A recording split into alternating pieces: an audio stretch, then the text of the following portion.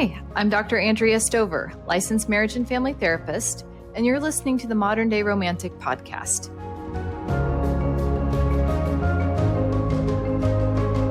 Hi, everyone, and welcome to today's episode. Today is our final episode in our four-part series on love at first sight. So far, we've explored more of the theoretical frameworks or potential explanations for how we can make sense and meaning of what love at first sight even is or why it happens. We've looked at the theory of reincarnation and past lives. We've looked at Carl Jung's process of individuation, and we've looked at precognition or ways of knowing something before the logical, rational mind and the actual experience occurs in time as we see it to be or know it to be. So all three of those theories have a particular thread in common, which is consciousness. And when I think about consciousness, I think a simple definition is that which we are aware of. Okay, this conscious waking intelligence or awareness that we have. Well, we always have to remember that wherever we define something, its equal and opposite also exists, because we wouldn't be able to define one without its opposite. So when we're talking about consciousness, we're also talking about the unconscious or the unconsciousness of our psyches, of our lived experience. And I think this is probably more of the place when we talk about love at first sight that we really could at least agree upon.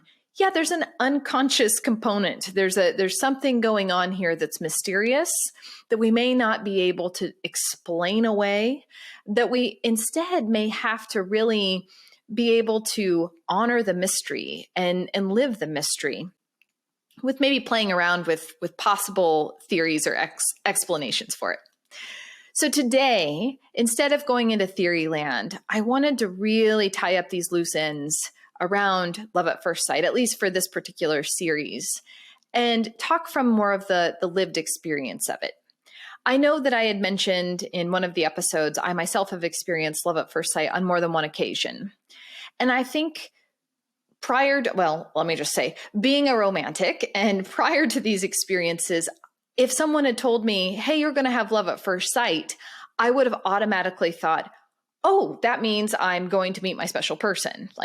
I conflated those two. I paired those two things together. They got kind of entangled.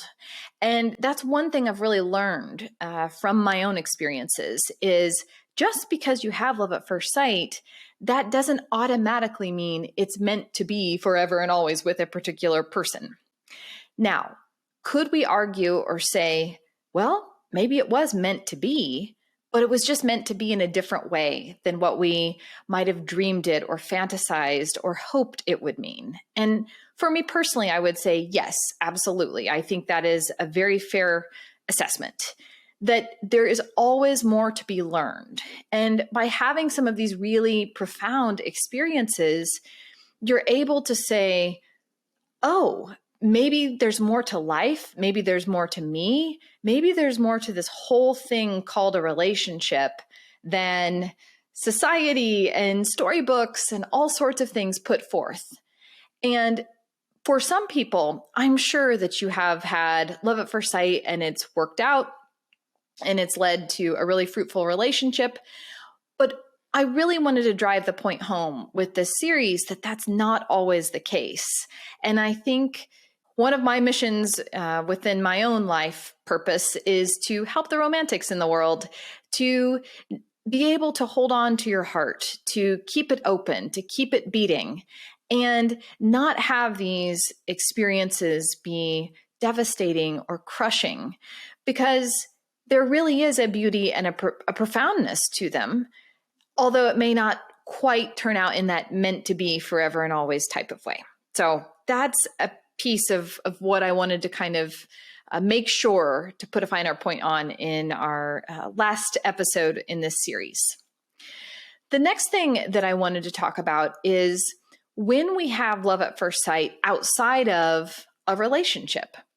I think there are lots of times when we can have love at first sight. And in that, I'm going to say we could maybe interchange love at first sight with instant knowing or a sense of a meant to be or rightness for us.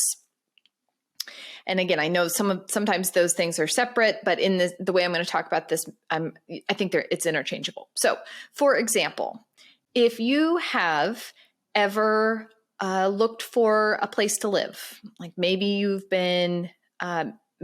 bought a home, maybe you have rented a space, and you've taken in a number of different properties. If you're lucky enough to be able to choose which property it is that you want to call home or make your home, then oftentimes I think people will say, this is it. This is the one. This is absolutely, the home for me. There's like and I think a lot of times I'm thinking about this. People have these really interesting stories in how their home comes to be theirs. For example, I don't think it's too uncommon for home buyers to put an offer in on a house, and maybe your offer is rejected and there's a little bit of grieving and let down. And maybe that felt like, no, this was meant to be my house. I don't understand. And then the phone rings a few weeks later and the other buyer's offer fell through and they're offering the home back to you, maybe through some negotiating or whatnot. But those experiences happen. I think those experiences reinforce this idea of meant to be, and when it's right, you just know. And if it's meant to be yours, it will be yours, even if it initially doesn't appear that way. Okay. So I think people can have the same type of experience when buying maybe a vehicle. People can have that type of experience when looking for a wedding dress.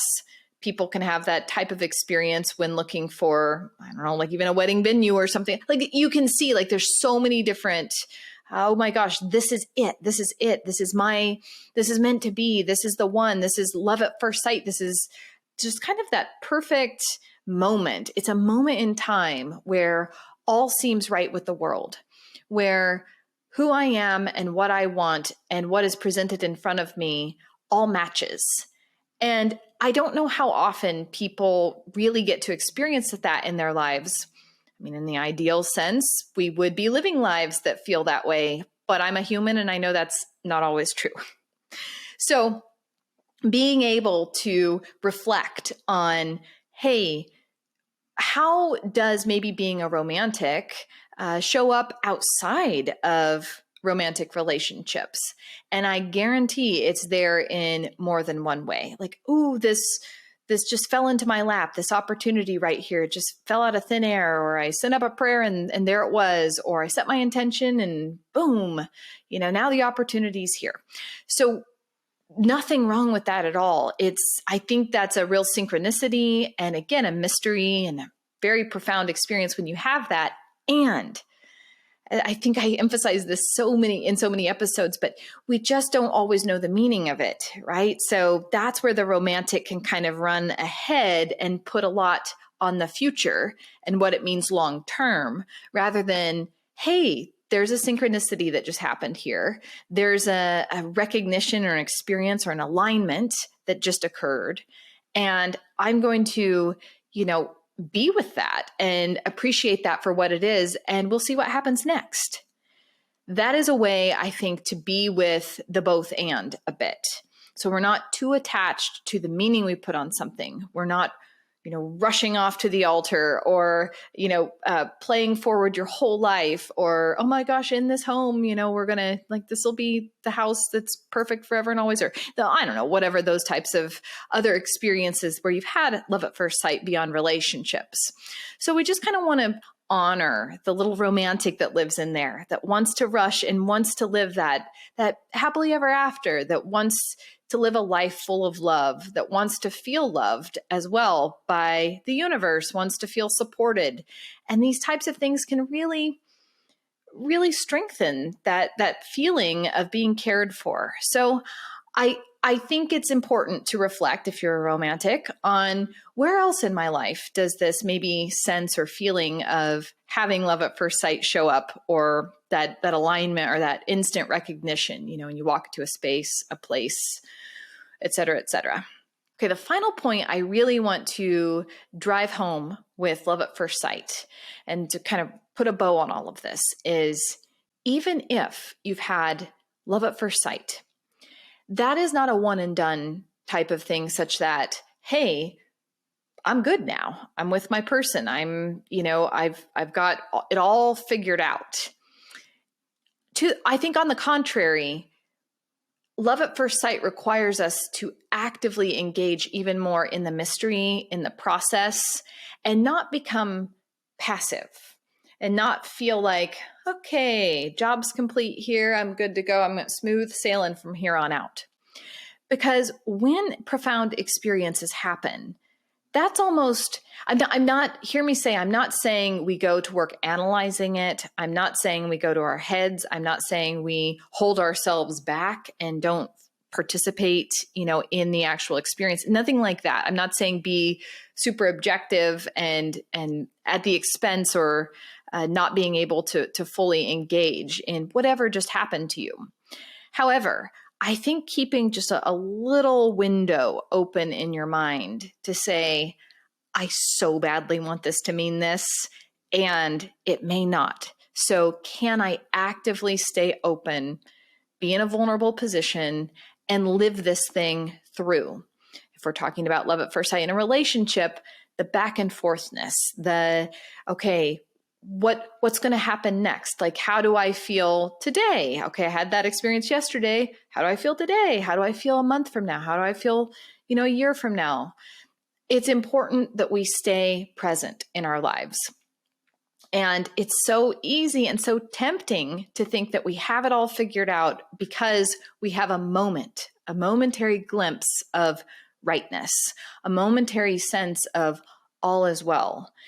And probably on a higher level, that's true. And we don't want to be in bypassing. We don't want to stay in that space and miss out on developing the human within us, the human self. So what I'm trying to say is we are human beings and we also have a spiritual component and experience to our lives. And it's easy to kind of be on one side or the other, identifying more as your spiritual self or kind of maybe a higher self or what your aspirations are for your soul or for your life's purpose, those types of things. There's also this human component, and we can't focus on one at the expense of the other, because really what's being asked of us is a marriage between those two parts. So how am I going to be a spiritual being having this human experience and live fully into my humanness, not try to, bypass or skip over that? And how do I also not say I'm a human and so screw all that other stuff, no, we want to be able to say, okay, I'm a human who can also have really profound experiences related to the unconscious. I'm a human who doesn't really know all the answers and will never know. And I can still just be in awe at some of these things that can occur, that kind of defy the limitations that have been put forth as to what it means to be a human. So I think love at first sight is a nice entryway into this, and really being able to stir the pot, to stir the mysterious soup of life, and to remember that you are a human being, and if this doesn't fit for you, that's fine, and you are a spiritual being. And how do we bring these two into more conscious relationship? How do we develop the capacity to be the both and of that and not, have one usurp the other? It's really, really important, because romantics are, I think anyways, susceptible and vulnerable to maybe wanting to live more in that spiritual place of endless possibility, where miracles can occur, where you can see the beauty and the depth and all sorts of things. So when these very human circumstances arise, it can be really, really, it can shake the center of gravity. It can shake your foundation, your sense of, what you thought life was. So I take this really seriously, and I think it's important. If love at first sight is the way into this, then so be it. There's millions of other ways into it. But we really want to stay actively engaged and alert. Stay awake. Don't go to sleep. What's going on in my life right now? What's being asked of me to reflect on, to maybe grow, to strengthen, to stretch, to release? There's all sorts of ways that life knocks on our door and says, okay, it's time to wake up, time to grow, time to do something difficult in service to something larger. And it's easy to sit there and say, no, I want to check out until or unless it's the good stuff, like the good feeling stuff, I mean. So this is really, really an important point, because I think love at first sight so often has that bright, sunny connotation of I'm meant to be forever and always. This is your destiny, et cetera, et cetera. And it doesn't always show up that way. I'd love to hear any stories that you may have or people that you may know who have had this experience, and that process around going through heartache, going through pain, going through disillusionment, because it's not easy being a romantic and going through those types of things. And I think it's those very things that develop us, that mature us, that can strengthen and really bring a sense of conviction to idealism, to being a romantic. So I don't mean that in like a woo-woo bypassy way. I mean that the integrity of being a romantic. It means I've gone through a lot of dark stuff, or I've had bad things happen to me, we'll say. I've had things that have nearly destroyed me. I've, reached my limit. I've reached the edge here. And I'm still here, and I still found a way to find meaning. And I think if more people could stay tuned in to that piece, like that's the spiritual heart, and this world would be a totally different place if we could really show up with that level of consciousness. So that's what I got for you. That's a wrap for Love at First Sight for now. But again, feel free to write me, feel free to leave comments, feel free to share your story if you or someone you know have had love at first sight. And I'd love to know, how you've made sense and meaning of that in your life as it stands today. Thanks so much for listening, and I'll see you next episode.